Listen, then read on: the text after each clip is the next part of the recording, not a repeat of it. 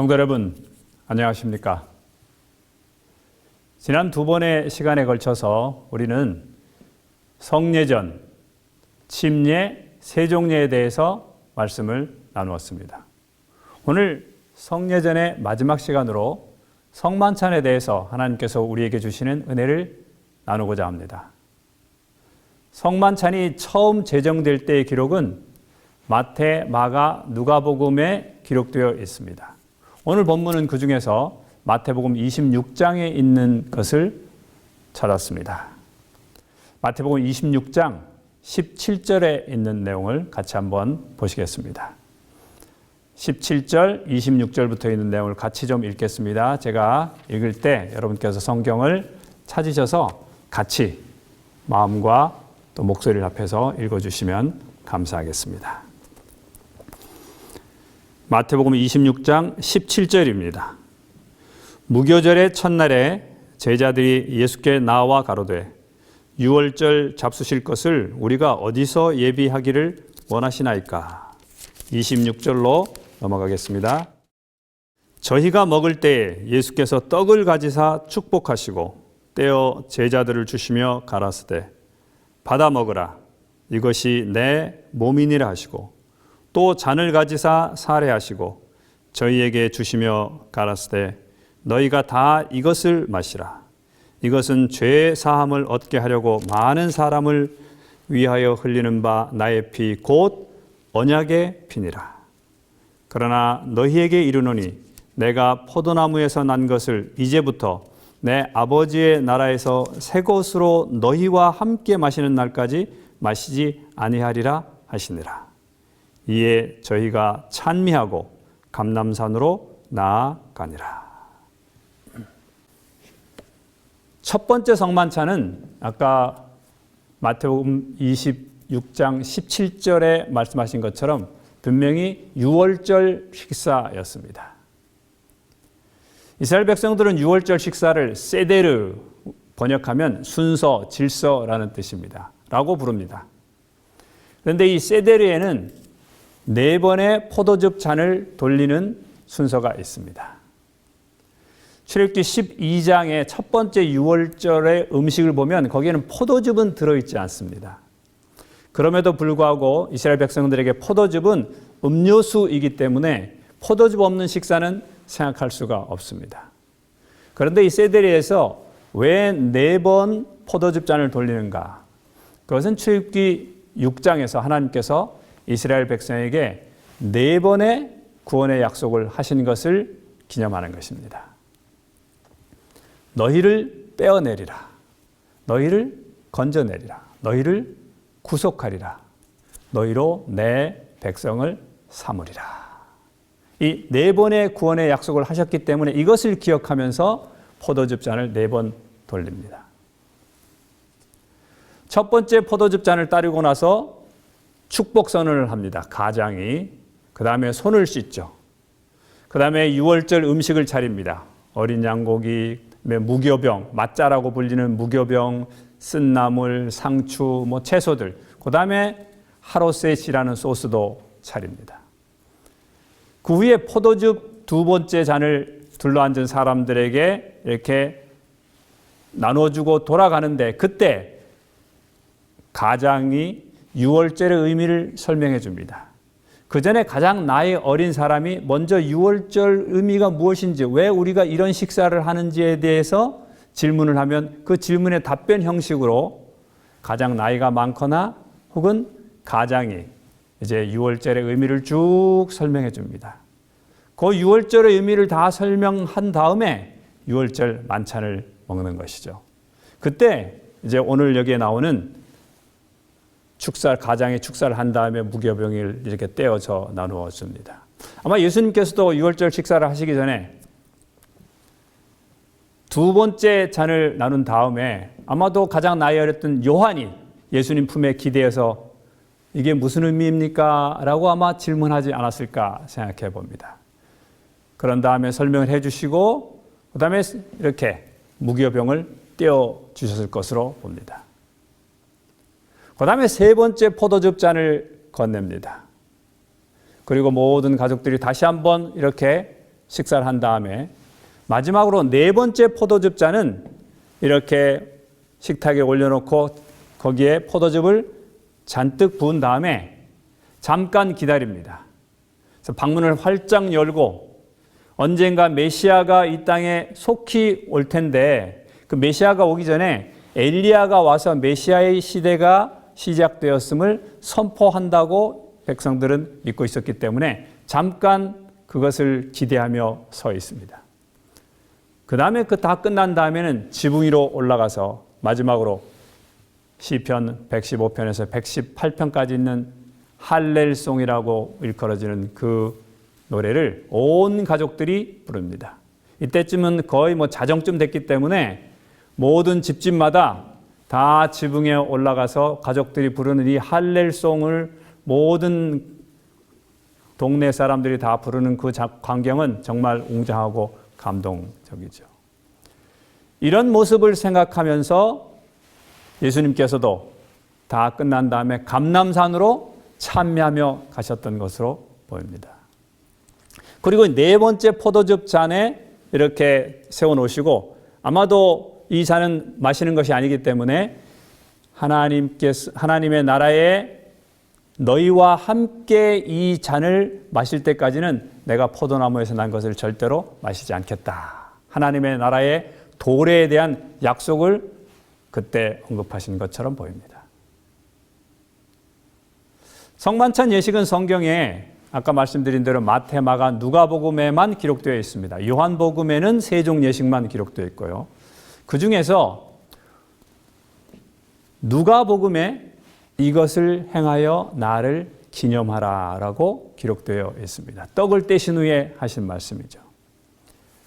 사도행전에는 떡을 뗐다는 표현이 여러 번 나오는데 특별히 가정에서 성전에 모이기를 힘쓰고 가정에서 떡을 떼었다라는 기록들이 많이 나옵니다. 이 떡을 떼었다는 것이 많은 학자들은 공중예배, 곧 성만찬을 했다는 것으로 이해하고 있습니다.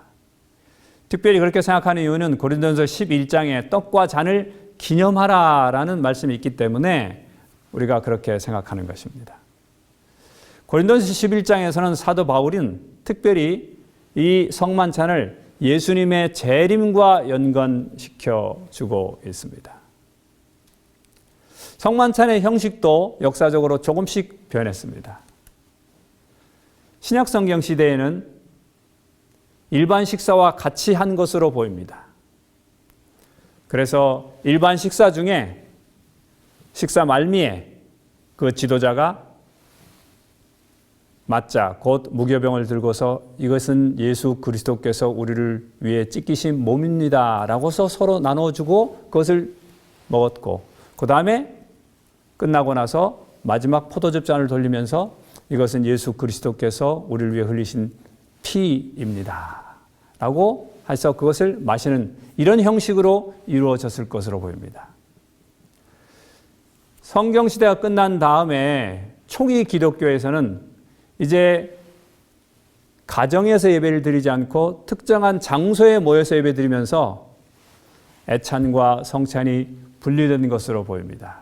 그래서 디다케나 기타 같은 그 초기 기독교 기록에 보면 말씀 전례와 그 다음에 성찬 전례가 두 개가 나누어져 있어서 성찬이 하나의 예식으로, 그저 일반 식사가 아니라 예식으로 되어 있는 것을 우리가 발견할 수 있습니다.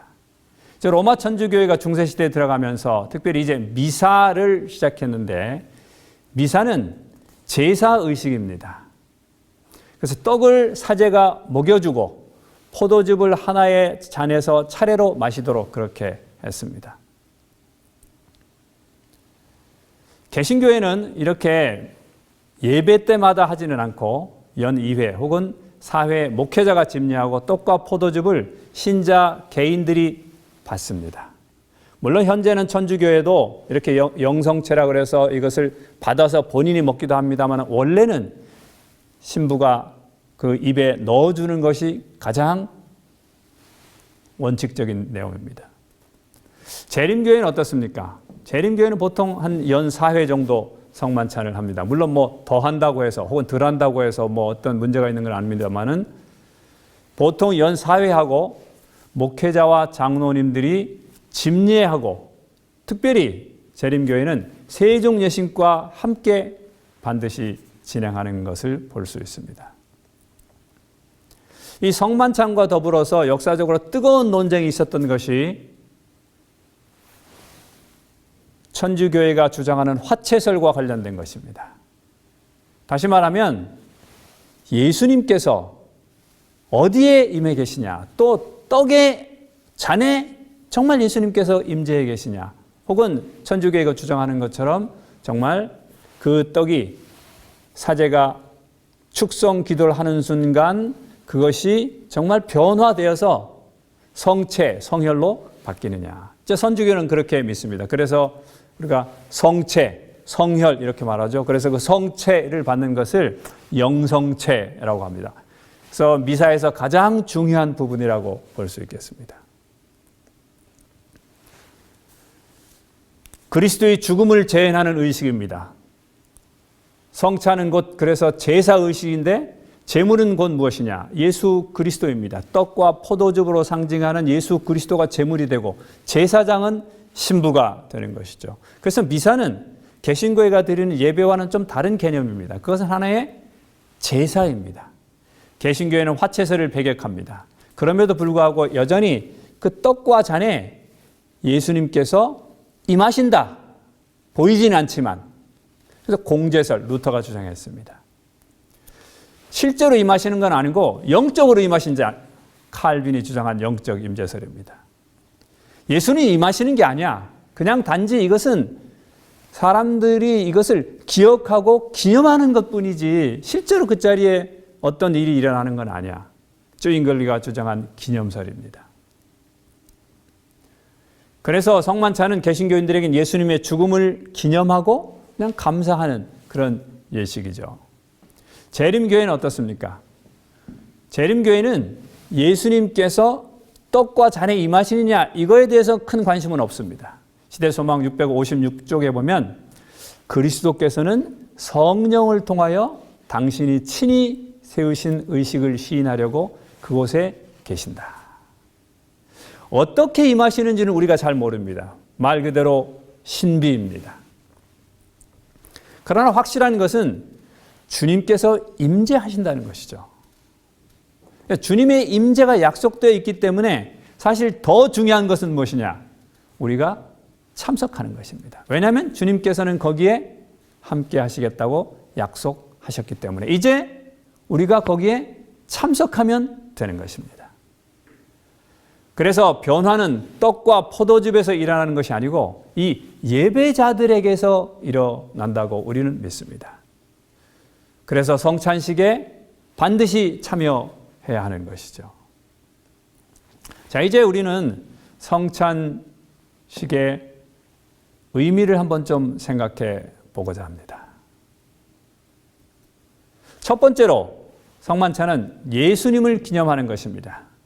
누가복음 22장 19절에 너희가 이를 행하여 나를 기념하라. 이 기념하라는 말은 아남네시스인데 헬라어로 이 아남네시스는 신약 성경에 4번 쓰였습니다. 그 중에 3번이 이 성만찬과 관련된 것이고 누가복음에 있는 것이고 2개는 고린도전서에 있는 내용입니다. 마지막 하나가 히브리서 10장에 있는 내용인데 우리말에는 이것을 기억이라고 번역되어 있습니다.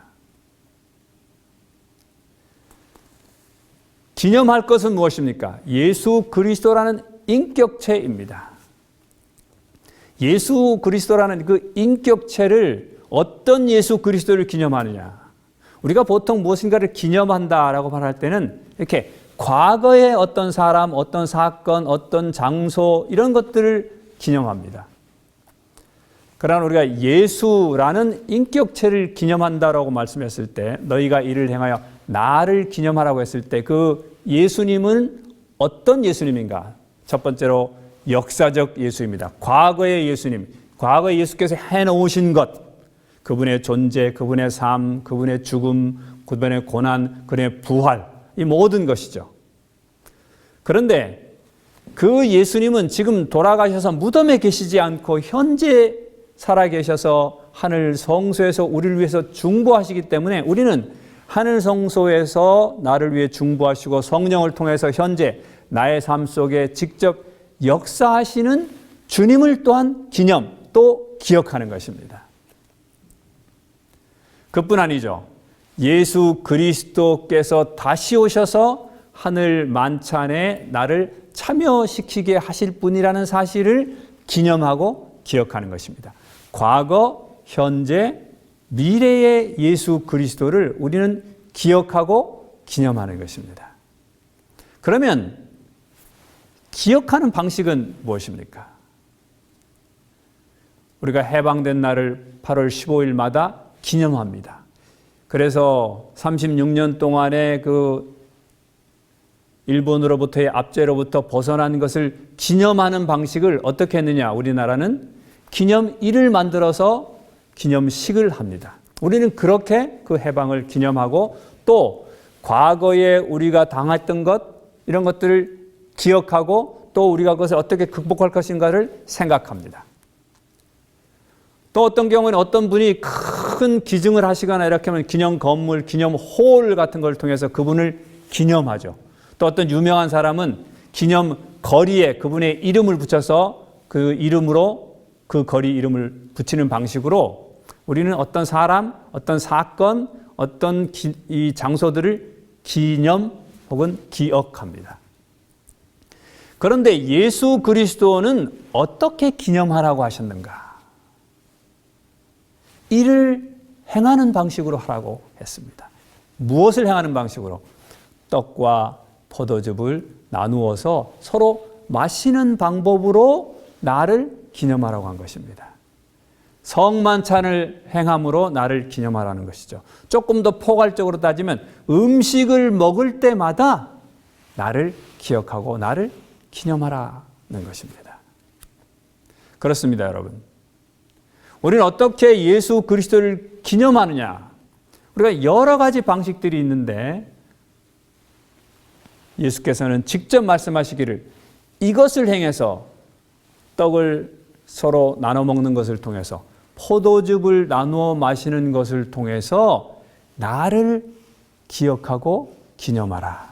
과거에 너희들을 위해서 죽고 부활함으로써 나에게 구원을 주신 예수님, 현재 나를 위해서 하늘 성소에서 봉사하고 계시고 성령을 통해서 나의 삶에 역사하시는 예수님, 미래에 다시 오셔서 우리로 하여금 영원한 하늘의 그 잔치에 참여하도록 지금 준비하고 계신 하나님을, 예수 그리스도를 기억하는 방식으로 떡과 포도즙을 나누라고 한 것입니다. 그래서 초대교회는 모일 때마다 성만찬을 한 것으로 보입니다.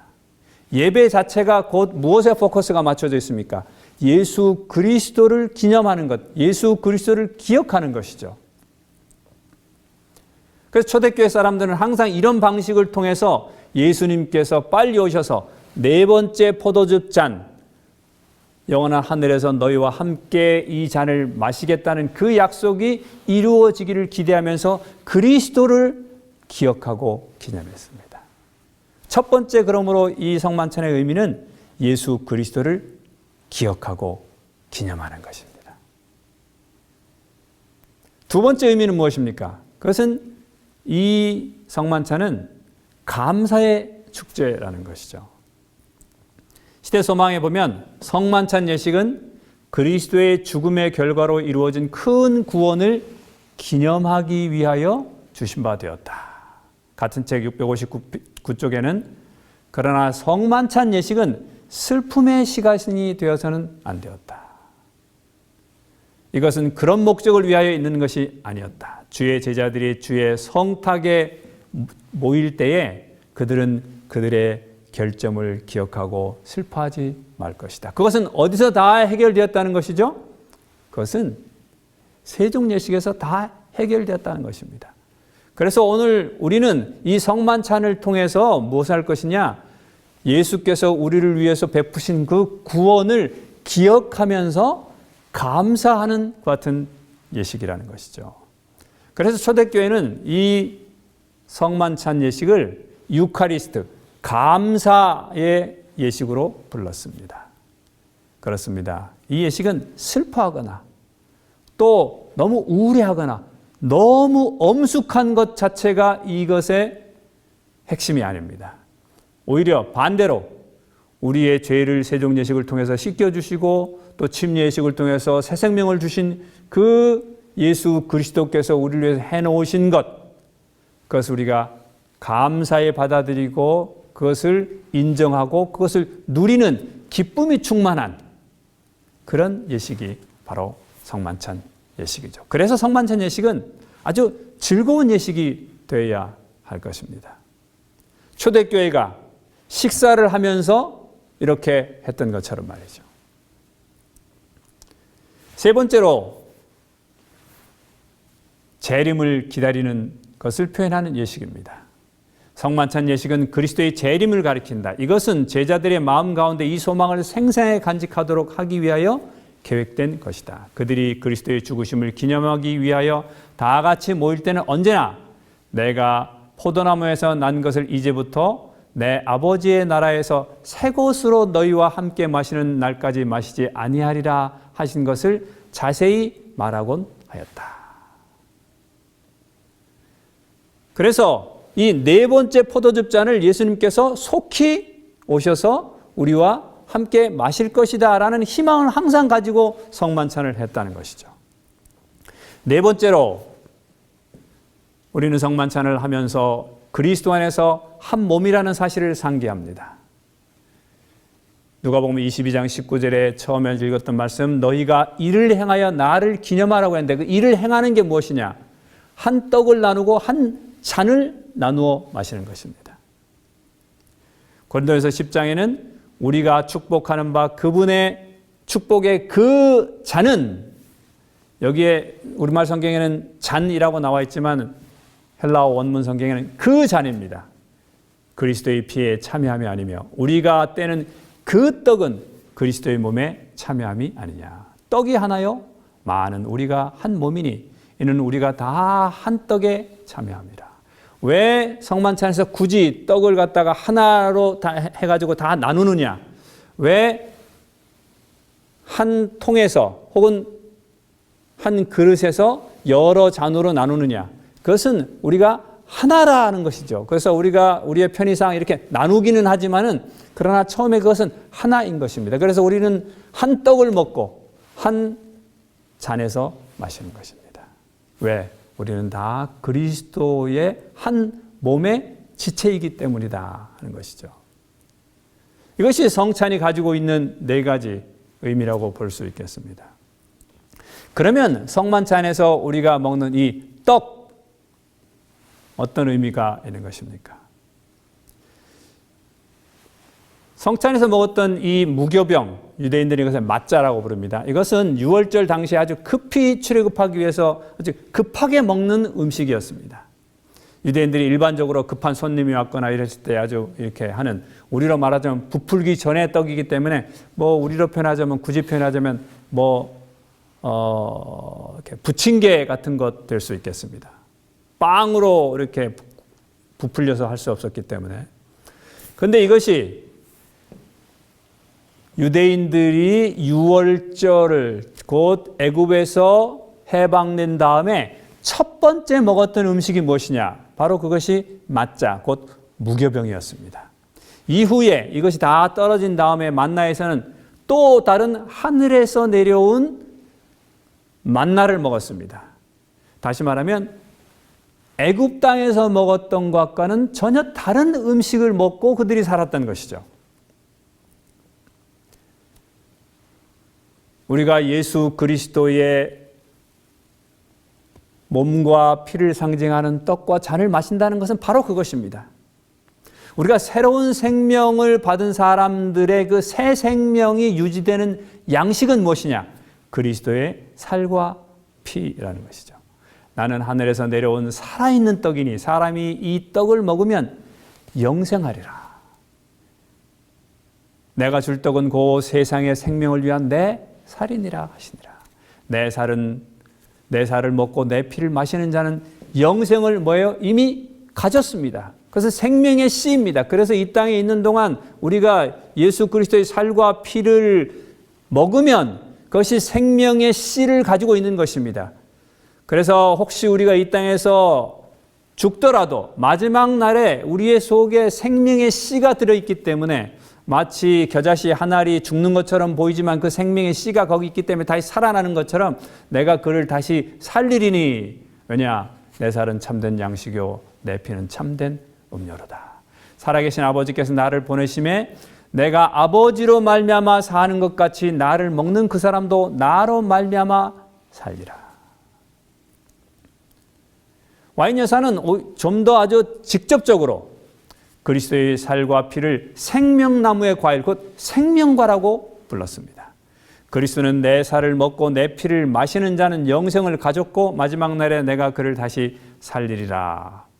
제가 조금 전에 말씀드렸던 바로 그런 내용입니다. 그래서 거의 마지막 부분에 살리는 것은 영이니 육은 무익하니라. 내가 너에게 이른 말이 영이요 생명이니라고 말씀하신다. 이것이 생명과를 먹는 것이다. 무엇이요? 예수 그리스도의 살과 피를 먹는 것이 뭐예요? 생명과를 먹는 것이다 말씀했습니다. 아담과 하와의 음식이 에덴 동산의 생명과이듯이 침례를 통해서 아담이 가지고 있었던 그 영원한 새 생명을 얻은 사람의 음식 또한 무엇이냐? 예수 그리스도의 살과 피, 곧 또 다른 의미의 생명과라는 것이죠. 애굽에서 먹던 음식 갖고는 안 됩니다. 그것은 생명과가 아니에요. 이 생명을 유지하는 침례로 말미암아서 새로 얻은 그 새로운 생명, 영원한 생명을 얻는 그 생명을 유지하는 것은 애굽에서 먹던 음식 갖고는 안 됩니다. 그것은 그리스도의 살과 피만이 우리에게 계속 침례 후에 우리가 가지고 있는 이 영원한 생명을 유지시켜 주는 것이죠. 그렇기 때문에 우리는 성만찬에 꼭 참석해야 합니다. 그럼 우리는 어떻게 그리스도의 살과 피를 먹는 거예요? 와인 여사는 우리에게 말하기를 하나님의 아들의 살을 먹고 피를 마시는 것에 대한 그분의 언급은 영적인 의미로 받아들여야 한다. 화채설 이거 아니라는 것이죠. 이것은 영적인 의미라는 것입니다. 실제로 우리가 영성체하고 이렇게 성혈 받아 먹는다는 그런 의미로 받아들여서는 안 된다는 것이죠. 우리가 첫 번째 믿음으로 그분을 우리의 구주로 굳게 붙잡을 때 우리는 그리스도의 살을 먹고 피를 마시는 것입니다. 우리가 먹는 음식은 흡수되어 몸에다 힘과 건강을 준다. 이와 같이 두 번째 우리가 예수 그리스도의 말씀을 믿고 받아들일 때 그 말씀들은 우리들의 영적 생명의 일부가 되고 빛과 평화와 소망과 기쁨을 주며 육신의 음식이 몸을 강하게 하는 것 같이 영혼을 강하게 해준다. 예수 그리스도를 믿는 것, 그 다음에 예수 그리스도께서 하신 말씀을 우리가 받아들이고 그렇게 살아가는 것, 이것이 곧 무엇이냐? 예수 그리스도의 살과 피를 먹는 것이라는 것이죠. 예수께서 우리를 위해서 해놓으신 것, 그것을 우리가 계속 기억하고 그것을 나를 위한 것이라고 받아들이는 것입니다. 그 다음에 예수께서 그렇게 말씀하셨으면 내가 부활이요 생명이고 나를 위한 죽어도 살겠다는 그 말씀 우리가 그대로 받아들이고 그렇게 살아가는 것, 이게 곧 무엇이냐? 이게 예수 그리스도의 살과 피를 먹는 것입니다. 그래서 예수님은 이를 행하여 나를 기념하라, 기억하라 말합니다. 성만찬은 그러므로 계속해서 우리가 구원받은 백성이 우리의 속에서 침례를 통해서 어떤 세종 예식을 통해서 우리가 하나님의 새로운 생명으로 살아가는 존재라는 사실을 우리는 계속해서 기억하게 해주는 예식이 무엇이냐? 그것이 성찬입니다. 포도즙은 어떤 의미를 가지고 있습니까? 마태복음 26장 28절에 이것은 죄 사함을 얻게 하려고 많은 사람을 위하여 흘리는 바 나의 피 곧 언약의 피니라. 이 언약의 피라는 말씀은 출애굽기 24장 8절에 모세가 그 피를 가지고 백성에게 뿌리며 이르되 이는 여호와께서 이 모든 말씀에 대하여 너희와 세우신 언약의 피니라. 우리가 흔히 말하는 옛 언약, 모세와 이스라엘 백성들이 세웠던 바로 그 언약, 제사장 나라가 되고 너희가 하나님의 말씀 내가 말한 이 말씀대로 순종하면 너희가 나가도 복을 받고 들어와도 복을 받고 또 세상에서 머리가 되고 뭐 이런 모든 같은 그 이스라엘 백성들과 세우셨던 그 언약을 세우는데 그 언약에 무엇으로 도장을 찍었느냐? 그것이 바로 짐승의 피로 하셨습니다. 그것이 언약의 피입니다. 피로 맺은 약속이라는 것이죠. 그런데 우리가 지금 말하고 있는 이 새 언약은 하나님께서 인간을 구원하시겠다는 약속입니다. 옛 약속은 염소와 황소의 피로 인치셨습니다. 그러나 이 새 언약은 그리스도의 피로 인치신 것입니다. 새 언약을 자신의 피로 약속하신 것이죠. 그래서 시대소망은 또 우리에게 이렇게 말합니다. 제자들과 함께 떡과 포도즙을 나누심으로 그리스도께서는 그들에게 구주가 되심을 서약하셨습니다. 그래서 이 성만찬을 이렇게 하는 것은 예수님이 당신이 너희들의 구세주가 되겠다라는 것을 맹세하는 그런 약속입니다. 예수님의 서약이에요. 그리고 그분은 그들에게 새 언약을 선포하셨는데 새 약속을 주셨어요. 뭐예요? 이를 통하여 첫 번째 그분을 영접하는 모든 자는 하나님의 자녀가 되고 그리스도와 함께 유업을 얻습니다. 피로 주신 이 약속은 어떤 약속이냐?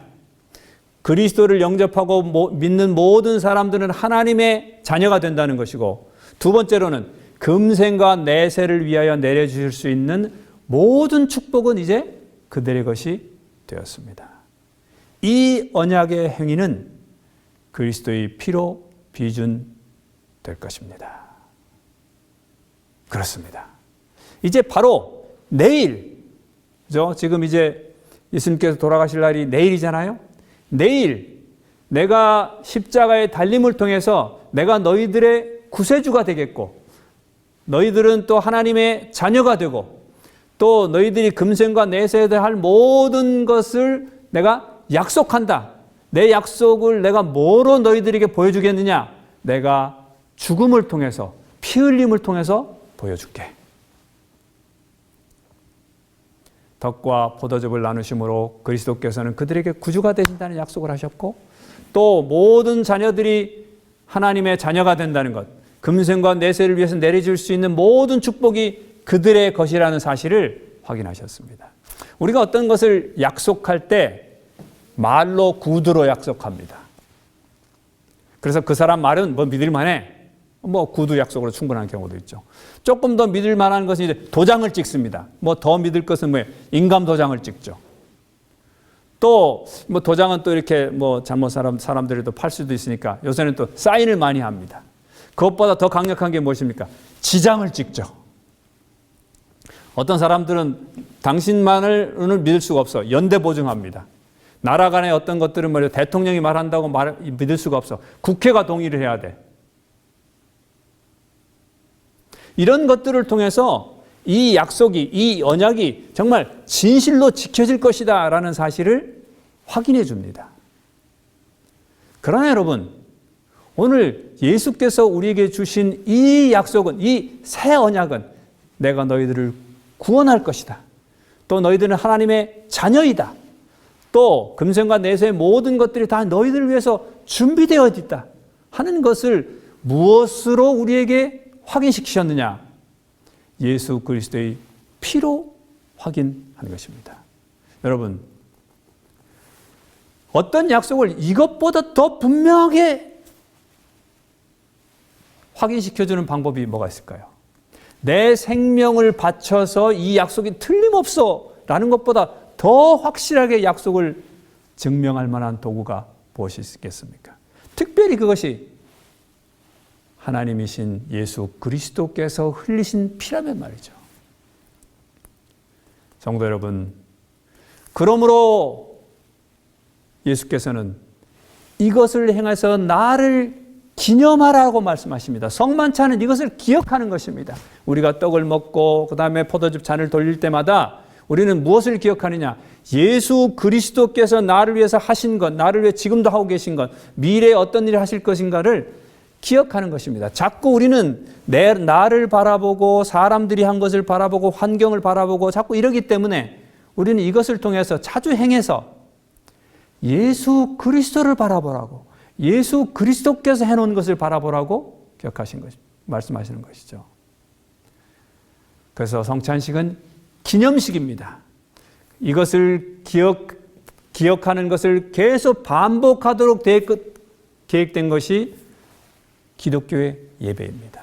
그래서 초대교회는 계속해서 말씀 전례와 성찬 전례를 한 것이죠.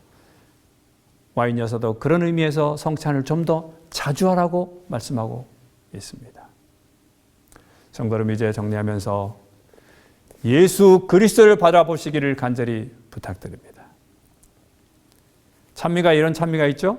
예수만 쳐다보세, 예수만 생각하세, 믿음의 주 되신 예수만 바라보세. 그렇습니다.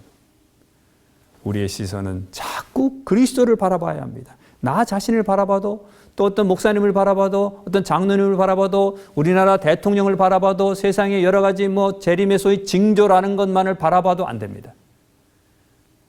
우리의 생명관은 예수 그리스도를 기억하는 것입니다.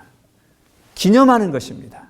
그것을 우리가 자주 이 성만찬은 그것을 자주 행함으로 우리가 우리의 기억을 자꾸 상실하지 않도록 하기 위해서 예수께서 마련하신 장치라고 볼 수 있겠습니다. 아무쪼록 오늘도 또 이번 한 주도 또 이번 한 달도 예수 그리스도를 바라보심으로